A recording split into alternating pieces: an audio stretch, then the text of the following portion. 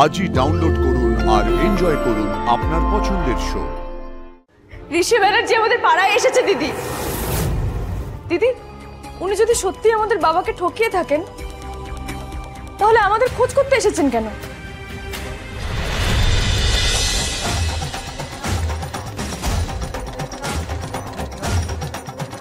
ঋষি বলছি এদিকটা ছেড়ে দিই, চলো আমরা অন্যদিকে গিয়ে দেখি। চলো। না, আমি এদিকটা সামলাচ্ছি, তুমি বরং না না না না না আমি তোমার সঙ্গে থাকবো।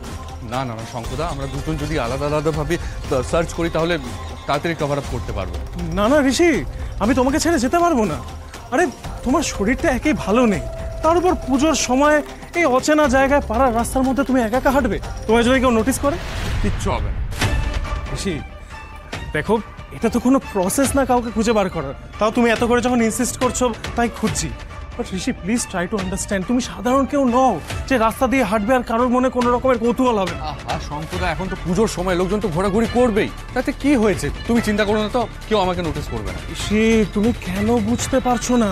তোমাকে সবাই চেনে। ঋষি বিজনেসের কারণে কত মানুষের মনে কত রকমের ক্ষোভ থাকে, এখন এটা তো সম্ভব না যে আমরা সবার পিছনে পিছনে ঘুরে বেড়াবো। দেখছো তো একদিন ধরে কি হচ্ছে। ঋষি আমাদেরও সিকিউরিটির প্রয়োজন।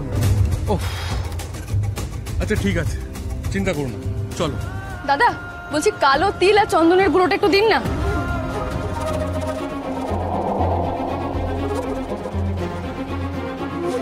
দাদা একটা কথা জিজ্ঞেস করবো? হ্যাঁ বলুন। বলছিলাম এখানে নতুন কেউ ভাড়া এসেছে কিনা আপনি জানেন?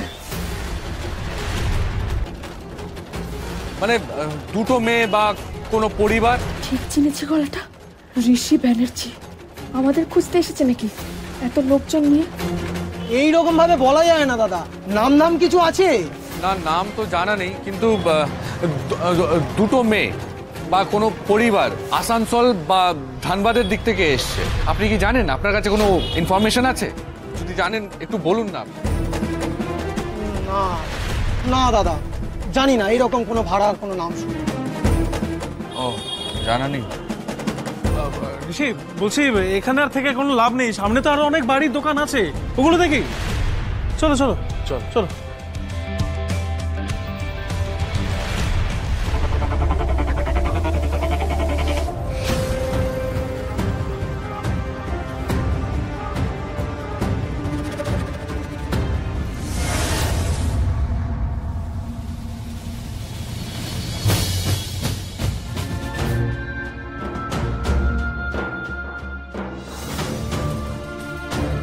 কি দেখছিস তুই বাইরে? কিছু না। পরিষ্কার মিথ্যে বলছিস তুই।